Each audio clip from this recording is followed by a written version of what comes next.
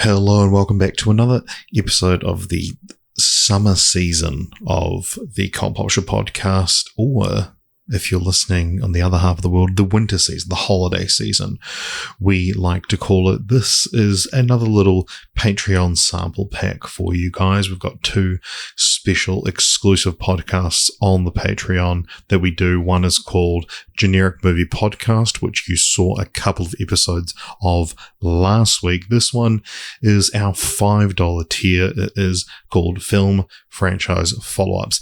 In this, we look back at a franchise we've covered in the past and consume another piece of media that is related to that franchise. So, sometimes it's just a movie that's come out in the time since we've covered the franchise. And sometimes, it's a TV show that spun off from it. And I'm, of course, Richard. You guys recognize my voice. You guys know who I am. I'm recording quite quietly at the moment because it is the middle of the night. This episode is due out in 45 minutes and we are just scrambling to put it together. I'm just waiting for AJ to message me the episodes of Film Franchise Follow-Ups that we are going to be putting on this episode. So here we go. He has said it will be Monsters at Work and then Petite EVA. So this is the Disney Plus show that was a spin-off from Monsters Inc. and Monsters University, which deals with monsters at work, and then that's just going to roll straight into another episode about a show called Petite EVA. We explain what it is in the episode, but it's a very, very strange spin-off of Neon Genesis Evangelion, which we covered the movies, and we both happened to watch the TV show when we covered that episode. So go back and check out that episode if you want to see us dive into the world of anime.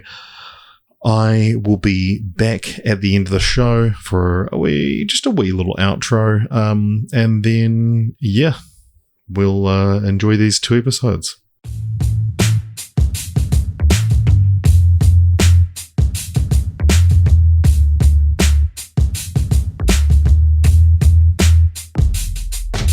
Everybody, and welcome to what's it bloody called?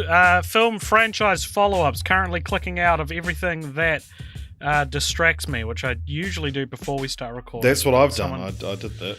Just sent me a Facebook message.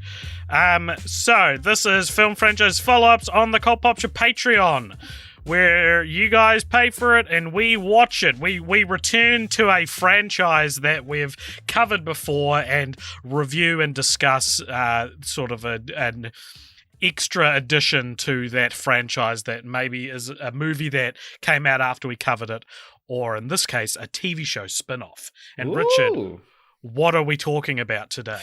Today we're talking about Monsters at Work. That's right, monsters at work. I know what you're thinking. Normally humans are the ones who go to work, but in this show it's monsters. And I tell you what, antics ensue.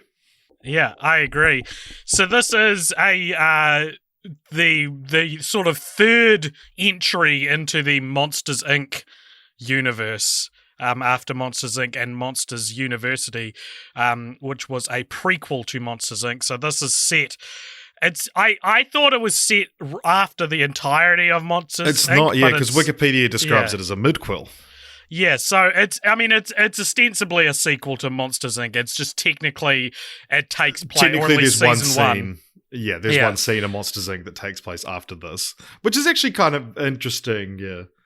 And so basically it is about, if you remember the end, 20 years ago at the end of Monsters Inc., they converted from scare power to laugh power, and it sort of mainly follows Mike and Sully, who are now like running Monsters Inc., and a new employee who was a really good scarer at Monsters University and has now entered the workforce, finding that he is completely what he's useless. Been training for is obsolete. Yeah, which now is they tell jokes instead of give kids frights.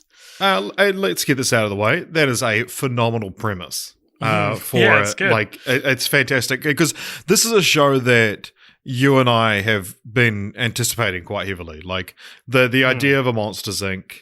spin-off TV series is like, oh, okay, all right, yeah, and then it's like, okay, so it's a sequel, all right, that's interesting. Oh, and Mike and Sully are coming back, all right, and then finding out it's going to be focusing on a young scarer who's, graduating and is, that's such a good idea. And it's because the end of Monsters Inc. is obviously this like happy-go-lucky, but it's like, this is fucking over so many people.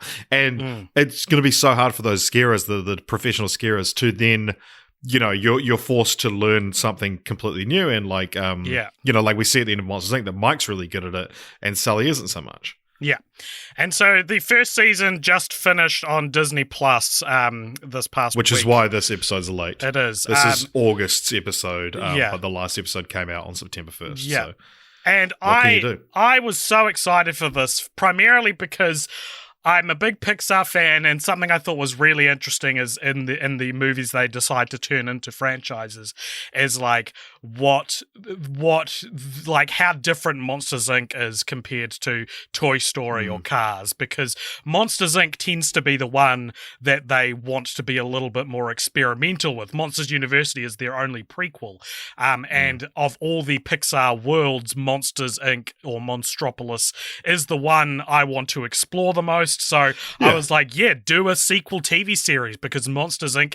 is the franchise you guys have that you experiment with. And when it was announced, I thought it was just going to be like, set in the world and using logos and stuff to promote it, but it wouldn't have anyone returning back. But it has Billy Crystal, John Goodman, all those, pretty much every character who's not, for plot reasons, not in the story anymore, is back in the story, along with Ben Feldman, Mindy Kaling, Henry Winkler, Lucas Neff, and Alana Ubach, who play various different characters as well. I was looking so forward to this, Richard, and I've got to tell you, I'm pretty disappointed by this. I watched because they released the first 2 episodes in one go, and I think it was the same night Loki started? Something like that, yeah. Yeah. Or the second episode of Loki or something like that. And so, obviously, like Loki's the one that you more have to be up to date with the conversation. So that's you prioritize that. And that's like, okay, I've got 2 episodes of Monsters at Work to watch. And I watched the first one and I was like, I don't feel like watching the second one. I just like, it was just underwhelming, and the kind of like, So what happens in the show is that he goes in being like, hey, I'm your new scarer. It's me, Tyler Tuskman. And they put him into MIFT, which is the facilities team. And then, so that's his sort of ragtag group of people that he's also trying to work his way out of throughout the series. Yeah.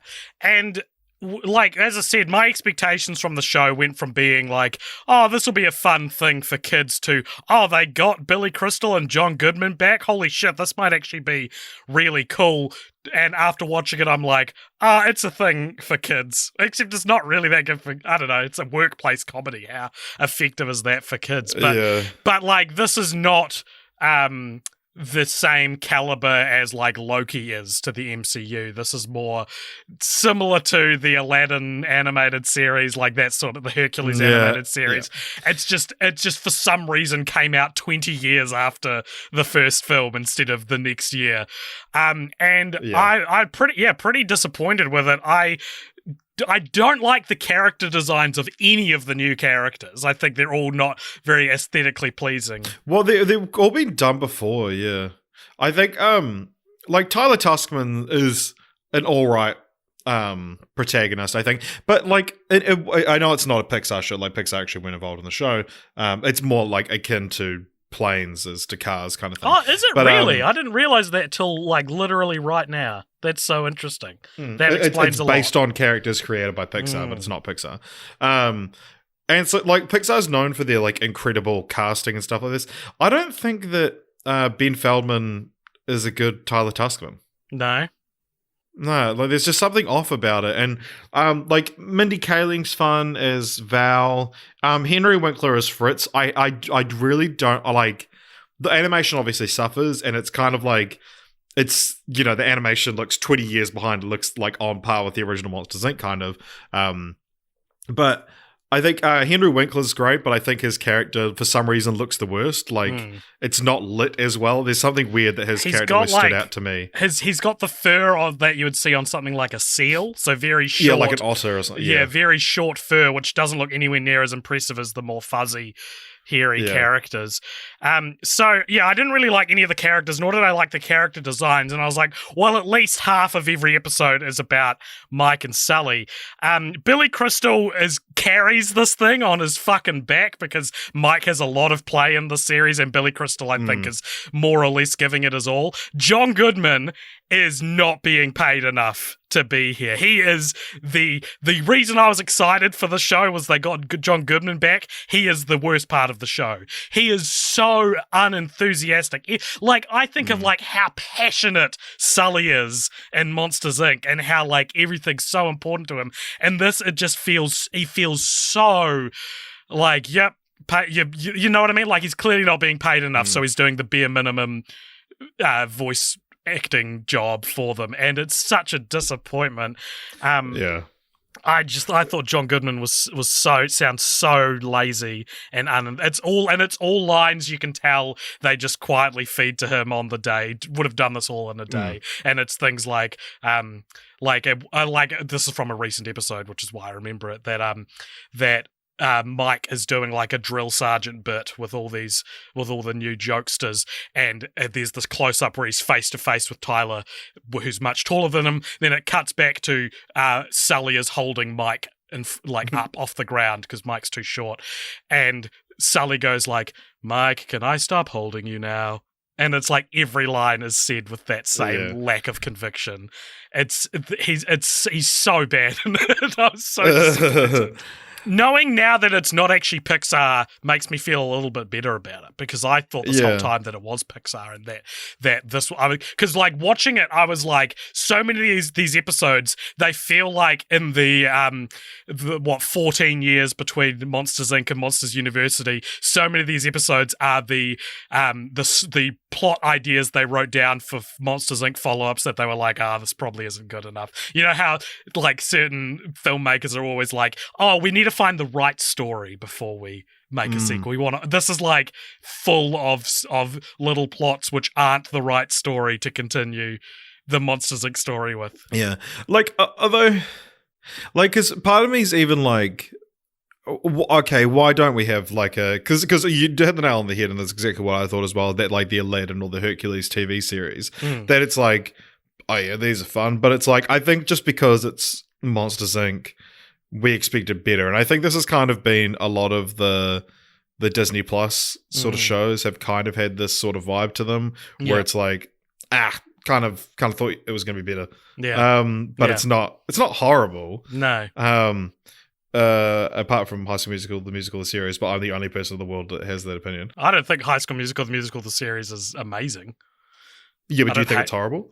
I thought it was horrible in some parts. Yeah, well, I think it's horrible.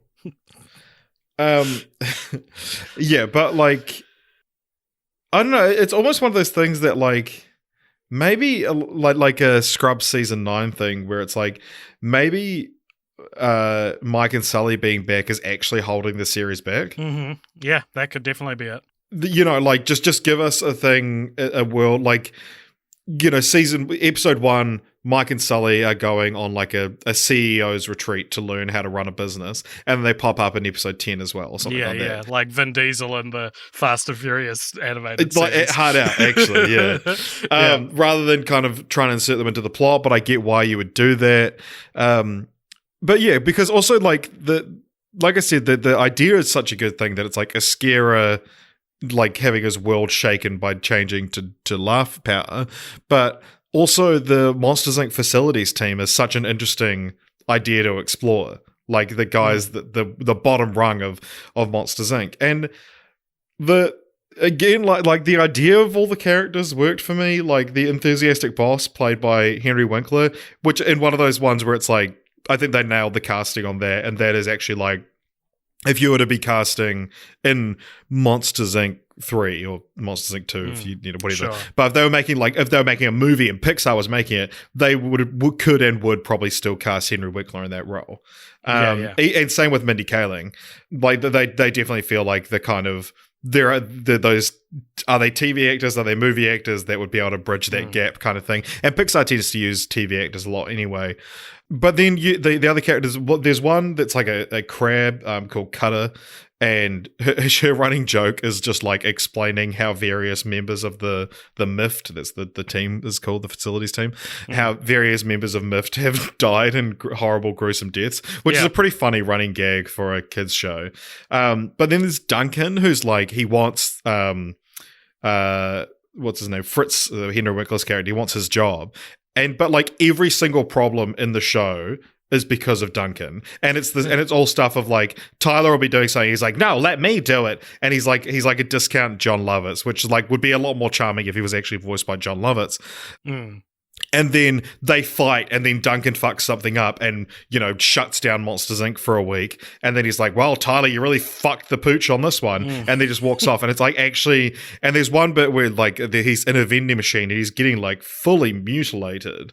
And it's like, I would actually just let him die. Like this show would be so much better. Like, he's not even like a foil for the protagonist. He's just a fucking asshole and with no redeeming qualities. And every plot is predicated on him just fucking something up and blaming Tyler. Yeah, I can understand that. And then it's like, and then he gets to the end of the episode and they go, oh, right, we're all friends again. And then, Duncan will refuse to say something nice or admit fault.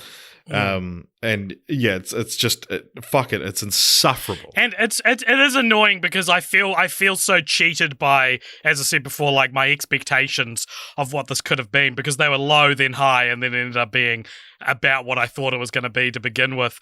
And but what I can't shake now is when they announced that the two big leads were returning, it was like, well, shit, let's make this as good as the first and, depending on your opinion, second film as well. Like this could have been a lot better, and I think that's what gets me, is like, it's disappointing to see it just be so there's just such a lack of trying to make this anything special, I think. There's some stuff I liked. I think in keeping with the two films, I've always really loved the world building of Monsters Inc. and the world building in this is still really fun and really cool. And and I will say as well, like when I started the show and I was like, oh god, and I was like, I know we're going to do this for Film Franchise follow-ups, I can't be bothered watching it, and I watched the remaining 9 episodes in the last 48 hours, but it does pick up in the second half. I think by the end of it, I enjoyed it a lot more than I did at the start. And I will also say that there's an episode number 7 called Adorable Returns. That was easily the best episode of the show for me. And this was one of those, like, this is why you make the show. This is Monsters at Work's 5.0. Right. The like Better Call Saul. So this is where Tyler is accidentally banished. He finds the banishment door and it goes to the Himalayas, meets the abominable snowman, or the adorable snowman he likes to be called, and then he's let back out into the world of Monsters Inc. He's unbanished, and everyone is telling these stories of like, oh my god, I heard he was banished because of this, and this, and everyone's horrified by him. But then we find out that the reason he was banished is that he saw the plans for the Scream extractor from the original film, and so Waternoose, the antagonist in the original film, had him banished, and so it's like he never actually did anything wrong. It's like he should be heralded as a hero for trying to expose this, and then so Sully, who's now the CEO of Monsters Inc., unbanishes him and promotes him to being the official snow cone maker of Monsters Inc. And it was like, it's just one of those like, this is why you make a show. This is a bow. Like a of loose course end. you wrap up in this season. Yeah, and John Ratzenberger does return to play Adorable Snowman. So I like that one as well. I didn't know if I necessarily liked the episode, but episode 4, The Big Wazowskis, you see a blue version of whatever species of monster Mike is. And I liked that. I do like that sort of thing of like Futurama's really good with, like, Futurama has a finite making amount blue versions of stuff. Futurama has a finite amount of species of aliens, and they reuse the same instead of just creating new, so I like that. Yeah, that easy for the amateurs as well. yeah, and I like that you see recurring species of monsters in Monsters Inc. and stuff. Yeah, I also think, and it's like, to me, it absolutely must be intentional, but the fact that a Monsters Inc. TV series would do a bowling episode that like when you have Bowling for Screams, the PC game. Oh, right, yeah. And so it's like they're doing a bowling episode, and I was like, this is absolutely has to be a reference, right? That's like because in my head, obviously, like bowling and Monsters Inc. are so like intrinsically linked. That then to do that. One other thing is that each episode ends with Mike's comedy class, which is like a little sketch, because in this series, Mike is doing a comedy class, and you kind of get his like just one lesson at the end of each episode is a little sketch. The first one is in the second episode, and it's him like singing a little song, and I was like, what the fuck is this garbage? Oh my god.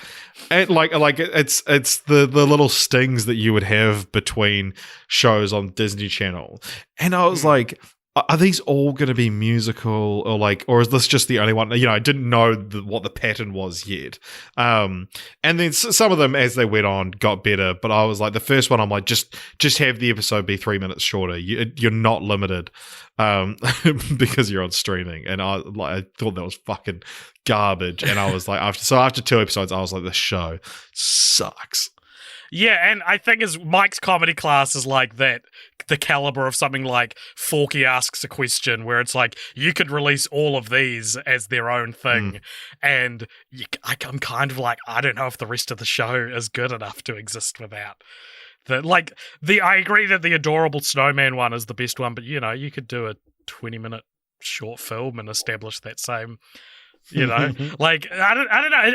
I really, really am disappointed with how average, not necessarily terrible, but how average this was. And I did think it was going to be a lot better than it was. There's a really interesting character arc with Tyler as well, which I don't know how I feel about, because he comes in, he's like, I'm going to be a scarer, and his first day of the job, they're not scaring anymore, and he's like, oh damn, I got to learn how to be a comedian, and he's really bad at being a comedian, and by the end of the season, he's become friends with everyone at Miffed, and there's basically, like, he ends up getting in good graces, and they offer him a jokester role, but there's this push and pull of like, does he follow his dream, or does he embrace his new community? And I was sitting there watching the movie, I was sitting there watching the show, and I was like, I don't actually know what I should want him to do, because I think especially with the theme of Monsters University, which is like, you're not going to be good at everything, so you've got to actually find fulfillment in what you are good at, right? I think that's such a beautiful theme, and so knowing that Monsters Inc. plays in the wheelhouse of that kind of thematic ideas, I was like, okay, but if I'm Tyler Tuskman, I really don't want to stay at Miffed, you know?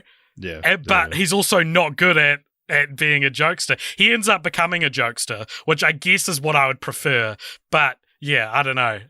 What do you think of that? Well, they are making a second season, so it makes where the second season is going to go interesting as well. That's true, yeah. Because it's like, is it just a story of jokesters now? Like, it's just Monsters Inc., but with laughs. Yeah, we do see the epilogue of Monsters Inc. as well. And because it's interesting, because if you go back and watch the end of Monsters Inc., the canisters are bigger.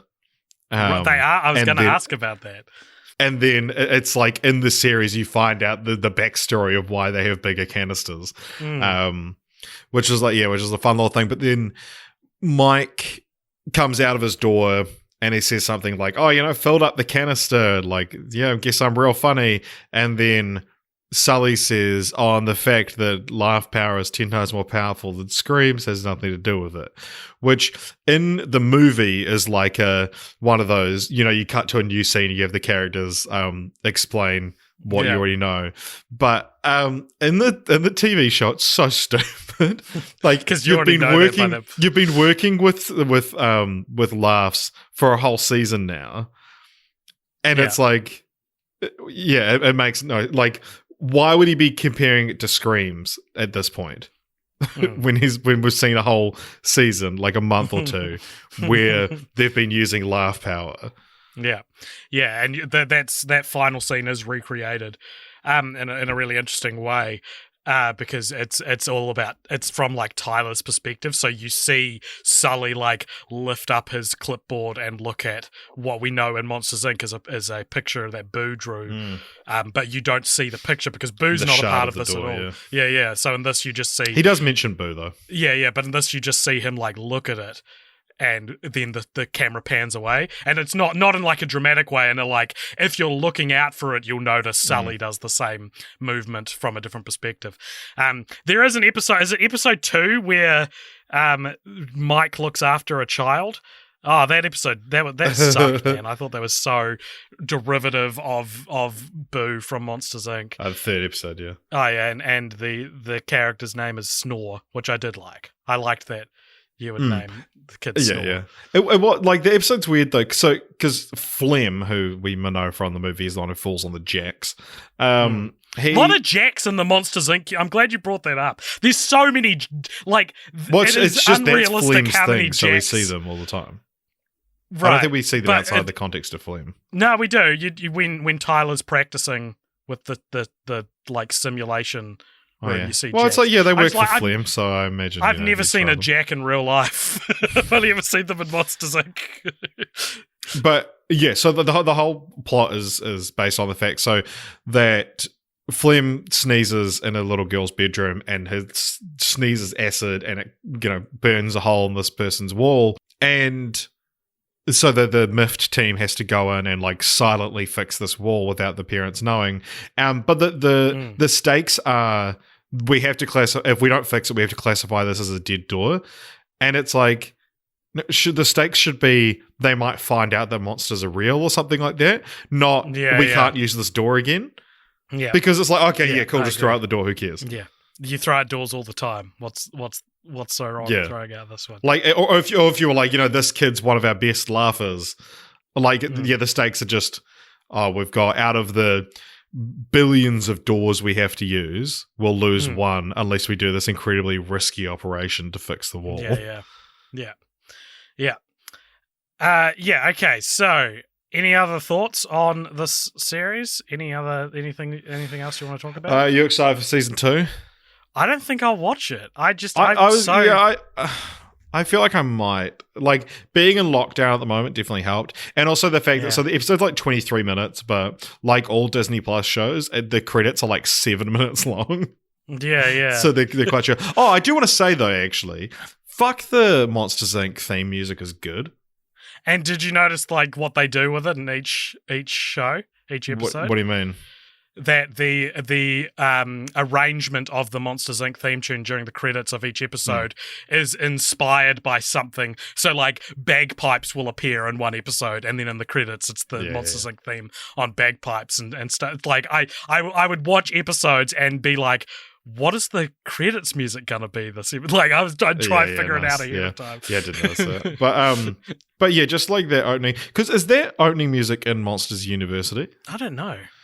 Because I was like, this has to weirdly be one of the like most iconic pieces of music that only appears in one film. It's been used more now, but it's like, oh, what a beautiful piece of music. Same with like the Incredibles theme, again, that now has a sequel, but like the Incredibles theme music is like so recognizable, and it's weird that it's not like, because you think of the most iconic sort of movie scores, and it's shit like Star Wars, Indiana Jones, The Avengers. It's like stuff that because it reoccurs in a lot of films. Rocky is another great example.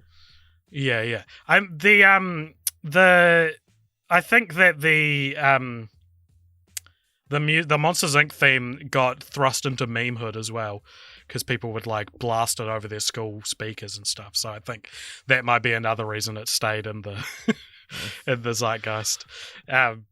But yeah, if people are listening to this to find out whether or not they should watch it, I'd say it's not really that good, and it's not even really that good for kids, because it feels like it's got like adult humor, but it's not funny. It's not good. Yeah. It's boring. I think that's the problem. Yeah, the reviews aren't great. It's got a 65% on Rotten Tomatoes, which is like, that's probably right. It's just good enough. Yeah. And I watched the first couple episodes of Doug Days last night, which is the Up spin-off, which is like little 10-minute episodes about Doug from Up, which is interesting as well because Ed Asner reprises his role as Carl in it, who died like 3 days before it came out, recording, which is interesting. And like watching that, and no, that actually is Pixar, I think. So watching that, I'm like, it makes sense because I was like, why has all the love gone into Doug Days over Monsters at Work? So Doug Days was good. Days isn't. It's fine. It's again, the stakes are a lot lower. It's these shorter little snippets that all got dropped at the same time, which feels like it's making a different statement to we're releasing a half-hour sitcom each week. So in that sense, it's like, it delivers on its much smaller promise, I guess. Whereas I felt like Monsters at Work had a bigger promise, which it did not deliver on, I don't think. Damn. Which is a shame, because I really, really wanted this to be good. And that's all we have time for here on the Cult Pop Show Patreon.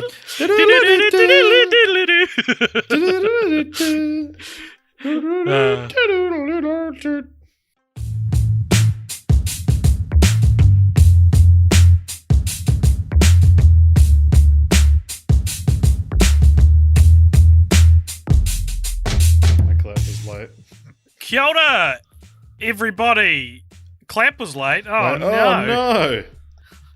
Welcome along, everyone, to Film Franchise Follow-Ups on the Patreon podcast, on the Patreon Cult Pop Show podcast, where we revisit a franchise from the mother show and look at something else under that IP's umbrella, and to kind of try and capitalize on a pretty big episode for us. We thought we would return to the franchise we've covered most recently, and cover a Neon Genesis Evangelion follow-up. Now, I know you will be listening to this in October. This is not part of our Spooktober package. This is September's film franchise follow-up, so please think of it as that. Yeah, what are we going to do for Spooktober's film franchise spook-ups? Well, we've got Halloween Kills, I guess. We've got Halloween Kills, we've got the Muppets. We could make the Muppets, I think, it would make them officially the most featured film franchise follow-up subject, I think, if we did the Muppets. Because there'd be two. There'd be three. We've done two already. We've done two already. What have we already done? We did the Muppets ABC. Yeah, and before that we did the Muppets 40-minute Christmas special. That's right. That was relegated to Yeah. So yeah, we're going to be delving into a fascinating side of Neon Genesis Evangelion today, everybody, because the thing we're going to be talking about is what this Patreon show was invented for. This is maybe the strangest follow-up we've ever done. I think it is, when people were clamoring for EVA to get selected, when people were voting. This is why. They're wanting me to be mind blown by how weird it was. The series and the movies were pretty weird, but this is the Twin Peaks. So what are we talking about? What is this thing even called? It's called PETIT EVA, Evangelion at School. And it's an @ symbol. Yeah. And it's, so this is, we mentioned it on the episode, this is the chibi parody, or Super Deformed as they keep calling it Super Deformed, which feels like, and even the word parody feels like a misnomer. Like, you can't do a parody of your own brand. But yeah, like you'll be familiar with the style of like animation. Chibi, if you're not familiar with it, it's like a very specific caricature in, like, specifically in anime, where it's like you've got the really small like pop vinyls are kind of chibi characters. Really, they're usually like stubby limbs, oversized heads. I guess pop vinyls are kind of like the closest approximation. And it's worth saying. It's worth saying as well that there is a manga. There are 2 volumes of PETIT EVA manga, which we are not covering. We're covering the OVA, or the ONA. original net animation. Basically a TV series of 1 to 3 minute shorts. And there's 24 of them, and we watched all 24. And it is set in an alternate universe that you see briefly in the final episode of the anime, where everyone's kind of in that universe. It's like slightly adjacent to it. Yeah, and basically everyone is going to high school. The notable differences being that there are 3 Rays. Like the character Ray, there's 3 versions of her called the Ray sisters. And of course, in what sounds almost definitely like I'm making it up to troll anyone who's not familiar with the series, Ava Unit 1 is also one of the classmates. A chibi short version of Ava Unit 1 is one of the classmates who has a personality, who has... his extension cord dangling out the back. Yeah. So there are 24 episodes of these, and we watched them all, and we were going to go through them maybe one by one, but there's no like comprehensive list. So I thought this might be a bit of a free fall episode where we just sort of trade stuff that blew our mind back and forth about the series. We're about to record an off-week podcast as well, which I imagine will have a very similar energy. So it's a very, very loose couple of things we're recording. Alrighty. And I can say things like this because you're on the Patreon, so you're already in deep. If I said this on the main episode, like, we're recording a Patreon episode, it's like, who gives a fuck? But you do. That's why you pay us. At least $5 a month. At least. So, 24 episodes of this thing, and it is bananas. Where do we start? Yeah. It is. It's so... What did you think of the show? There are moments... I thought it was buck wild. Remember how you went through that phase? I'm still in that phase. There's some kind of motorbike show going on today. Yeah, just at the kindergarten next door. Yeah. You think you're safe. You can record on a Saturday. You won't hear the kindy kids. But no, some dipshit thinks they're cool because they can ride a motorcycle in the middle of a lockdown. So I thought this was pretty interesting, pretty entertaining in some parts. It feels simultaneously like a preschool kind of show at some points, and then also deeply not that. Very mature in some places. There are episodes which feel like one joke is stretched out to 3 minutes, which is kind of why it's funny. And the animation, there's not a lot of like marketing art for this where it actually shows what the animation looks like. Like the picture you'll see on the thumbnail of this episode will look like it's how it looks in the anime. That's just the poster for the show. But it's done in sort of a very cheap, very rudimentary CGI. Yeah, it is like as the last like 10 or maybe less, this like 8 or 9 episodes are all like just over a minute, and the rest of them are about 3 minutes. I think that's the way the bootleg website we watched on ordered them. I don't think that's the actual order of the episodes. Yeah, true. But it does feel like a noticeable shift in the animation style though. But yeah, I mean, maybe we just watch them in a random order, probably. But who knows? Because like you say, there isn't really a definitive list. But it's a fun show. It's a silly show. I did enjoy it more when it went down to the 1 minute kind of mark. And that's not even just like, I've got to get through these things. I actually think that like just the storytelling, the conciseness of the storytelling, and it's just like, this is a wacky idea, it's over now. I should also say these aired from 2007 to 2009. That's maybe relevant. But no, I agree. I do think that the shorter episodes were maybe funnier, but the longer ones felt more entrenched in Ava lore. Like a lot of the shorter ones are just using the characters to be like there's one where Shinji is sleeping and their teacher, who is Masato, is trying to throw pieces of chalk at him, and the whole 2 minute long thing is just him like inexplicably dodging all these pieces of chalk while he's sleeping. Yeah, and she pulls out like a giant, this is my favorite one probably.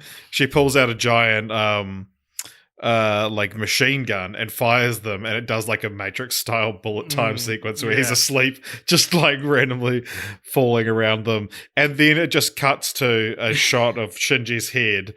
So it ends and it's like, Shinji slept through the whole thing, and then it cuts to Shinji's head, and then his eyes and like mouth, all his facial and features spin around and then land randomly, so everything's at a weird angle, and then it cuts to like this dramatic shot. Lightning strikes. It's inside the school. It's nighttime, and he bursts through the door, walking like a zombie into an empty classroom apart from AV Unit 1, who just turns around and goes, "Ah!" And then the episode ends. And it's like, might be 3 seconds long. It's and then very funny. It's so funny because it just comes out of nowhere. And then the next 2 episodes do the exact same thing with Ray and then with Asuka. And it's like... But it's the same piece of animation. It's just the character model has been changed each time. It's so funny. That first one, I was just like, what is this? What is this? There's so many moments that leave you going like, what the fuck? Because the first episode we watched, which is the first episode, I think, is called Going to School.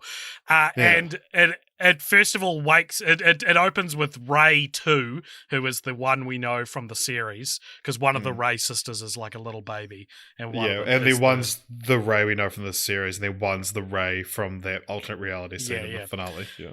She uses, it says on Wikipedia, she uses an automatic waffle iron-like machine to instantly dress herself. And then while she's on her way to school, she passes Shinji, and a giant bird shits on Shinji, which turns him into a poop monster. And that's what happens at the so like already we're kicking off with like, this is fucking weird, and it's one of those things where it's like, I don't know what the sense of humor is because of the like, it's very scatological. It's across the whole series. Because of the lost in translation thing. Like, I'm not sure if it's actually not poop. Certain things are supposed to be funny. There are multiple episodes where Ava Unit 1 is picking their nose and flicks it, and the boogers are like projectiles, like they defeat little chibi versions of angels. There's a two-parter episode which is essentially a remake of the best filler episode from the anime where Shinji like, and I Asuka, love that it wasn't important enough for the rebuilds, but they put it in Ava. Where they have to learn how to dance and move in tandem to defeat an Ava unit, an angel that's essentially doing a Hydra, like can clone itself whenever it's hit. There's stuff like that. There's all sorts of things where it's like, what is even going on here? There's one part where after some of Ava Unit 1's boogers have been flicked, they're flying towards Ray, who throws 2 tissues up in the air, and the tissues capture them, and then they fall, and then it cuts to a wide, and they fall into a waste paper basket in the middle of the school, which then runs away. Like the wastebasket has legs. Yeah, because the wastebasket has legs. That sort of shit happens all the time. And I think maybe the second or third episode we watched, most of it is just Shinji running away. I think he's running away from Ava Unit 1 when they first meet. Can I read Wikipedia's description of it, because it's written very funny? Yeah. So, it's Shinji. While walking to school, Shinji falls down a deep hole, leading to a cabin where Ava 01 is practicing fight moves. Embarrassed, Ava Unit 1 proceeds to chase Shinji. Each of them digs tunnels very fast as they chase each other through the ground, possibly a reference to Gainax's other series, Gurren Lagann, which is another anime. They then start repeatedly popping their heads above the surface like rabbit, with Shinji continuing to try to evade Ava 1. However, at the end, Shinji's head pops out the ground directly underneath Asuka, resulting in his getting a full view up her skirt. Shocked, Asuka jumps away, only to stand directly on top of Ava Unit 1's hole, giving Ava Unit 1 an unintended look right up her skirt. Outraged, she flings them both across the schoolyard. Both are injured, but instead of continuing to fight Shinji, Ava 1 gives him a thumbs up salute, and then in brackets, at getting a look at Asuka's panties, which Shinji returns with a thumbs up back to Ava Unit 1. Very funny. It is funny. That's like, I messaged you and said this is the best use of sexualization of a 14-year-old in the Evangelion verse. That she jumps away, and then she's standing directly atop Ava Unit 1, and it blushes. It's so funny. There's a great gag where Gendo, Shinji's dad, is depicted as like the principal. He's the principal in the school, but he doesn't move from outside his desk for a lot of it, and he just floats around like a man in a car made out of a desk.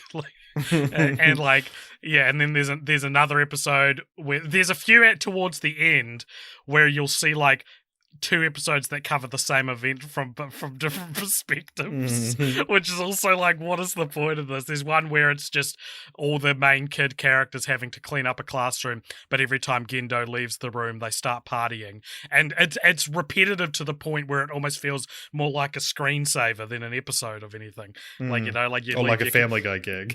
Yeah, you leave your computer unattended or on idle for long enough, and it just starts playing that animation. But then a couple episodes later, you get to the view from Gendo's perspective, and he's got a bouquet of flowers, which he very disturbingly, especially in such pleasant child-friendly animation, is wanting to give to Ray, because of course he is in love with her. Yeah, but also like Yui's still alive in this. Yeah. In this universe as well. Yui, his wife, Shinji's mum. Yeah.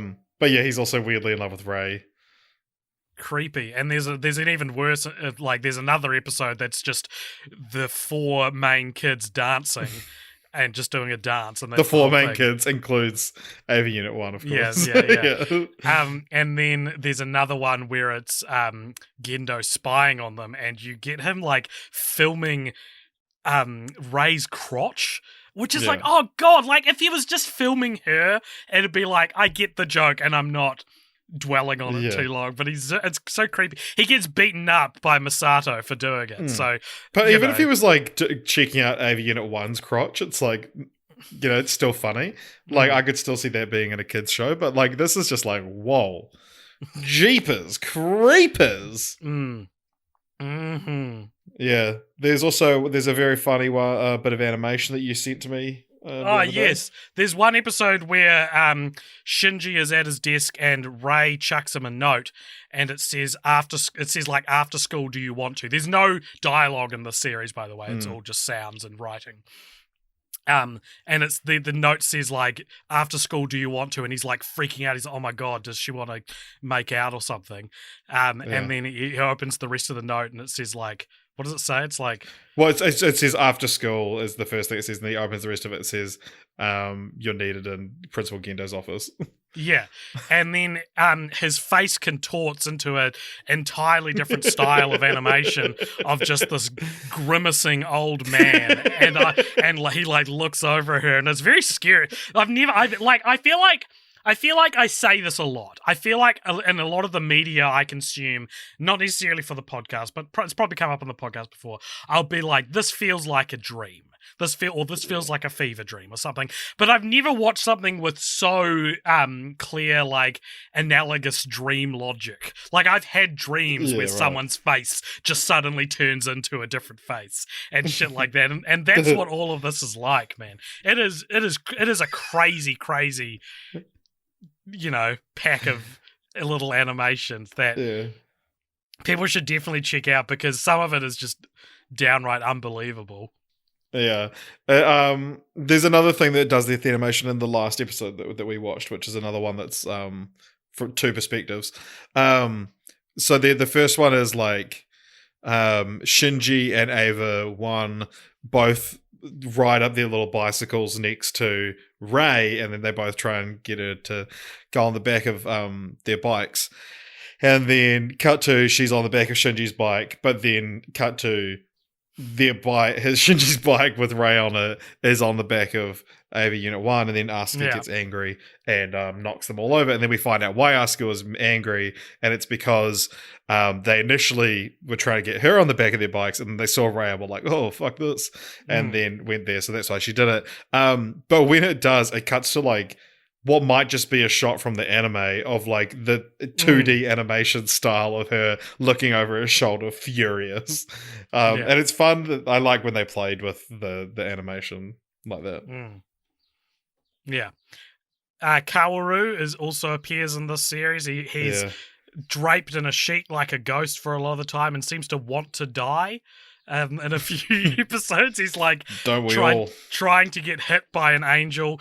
And it is interesting that like stuff like the angels are part of this, like despite it's supposedly being set in this alternate universe where the angels weren't a problem. It's still there's still like enough of a problem that in this series, it's just no one really takes it as seriously. Well, in this one, they pop on their plug suits. They don't have to get into an EVA, but that allows them to fight.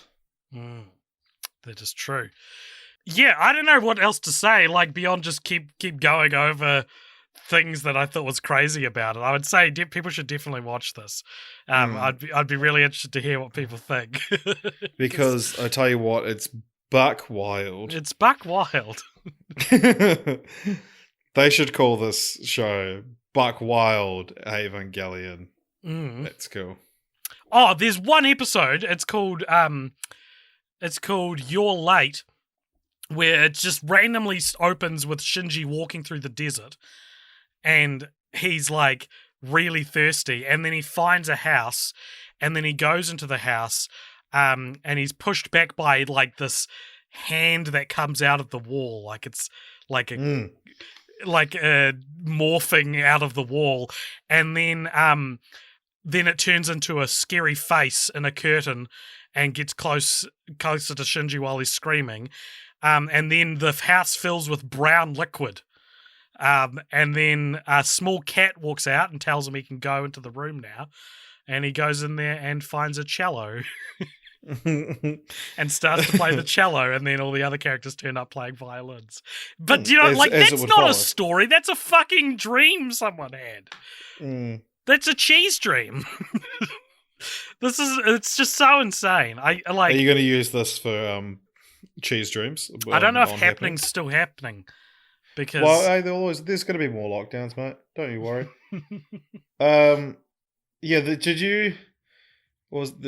There's another one. It's like on our list. It's the one that was. It's the first one that's like a minute long, and just at the end, it's like, "Hey, kids, don't eat batteries." Yeah, because Shinji and Ava Unit 1 switch lunches, and Shinji's lunch is like a normal human lunch, and Ava Unit 1's lunch is a set of batteries. Yeah. But just the fact it's the only one that's like a PSA. Yeah. But it's less than it's a PSA and more than it depicts a kid eating batteries. So it's like we should probably tell people not to do this, I guess. But it is just funny that it's like kids. Like, you know, the Scrubs PSA? Yeah. You get home, chuck on a movie, beat your kids. It's fun, right? Wrong. Don't beat your kids. It's one of my favorite Scrubs jokes. All right, well, do you have anything else to say about Petite Eva Evangelion at school? No. We could also check out a manga called Petite Eva Bokura Tanken Dokokai, which means Explorers Club. So maybe there's more to this Petite Eva madness than we originally thought. Truly a strange exploration into the extended world of Evangelion, which everyone who is excited about us covering it should check this out, because it's even stranger. And like, it's one of those things where it's like, I'm surprised that the actual IP is willing to take itself this silly, like this not seriously, because like it downright like disrespects things that happen in the actual show, and it like does that. feel like, how is Hideaki Anno okay with this? Yeah. That's totally it. Cool. Well, hey everybody, thank you for listening, and we'll see you next time on bloody Film French's follow-ups, where we're going to cover something spooky, and we'll hopefully get it out before the end of October. That's what's great about having a themed month, is we have to make sure everything does actually come out within that time period. Yeah, we should post the generic movie podcast poll soon. We should. There you go. Generic spooky spookcast. Oh, generic spooky podcast. Nice. But of course it'll be Octoberic movie podcast. Everyone who only pays $5 listening to this being like, what the fuck are you talking about? All right, goodbye everybody. Bye. All right, well, thank you for listening to those Patreon sample packs. If you liked the sound of those, or you like the idea of film franchise follow-ups, us revisiting an old franchise, head along to www.patreon.com/cultpopture, where you can unlock not only new episodes of that, but you'll have access to the entire back catalogue of film franchise follow-ups. And we've been doing this for about 3 or 4 years now. So, 20, 30, 40 episodes of that series, film franchise follow-ups, available for $5 a month over at patreon.com. And for $10 a month as well, you can subscribe and get the generic movie podcast, where we cover just a film that you have voted on. So enjoy. And then, of course, you are always welcome to join the $1 tier as well, where you'll be able to vote on every second franchise that we cover. This is the last, for now, of these Patreon sample packs. The plan is that we are going to be back over the next couple of weeks doing our most disappointing films of 2022, where we look back at the year that was in film, and then we look forward to the films of 2023 with the dumbest looking films of 2023. And as always, you can join the Discord. There'll be a link in the description below. Follow us on Twitter, Instagram, and we're just Cult Popture everywhere. Or you can email us at cultpopturemedia@gmail.com. Hope you enjoyed listening to this, and we will be back with some fresh new content before you know it.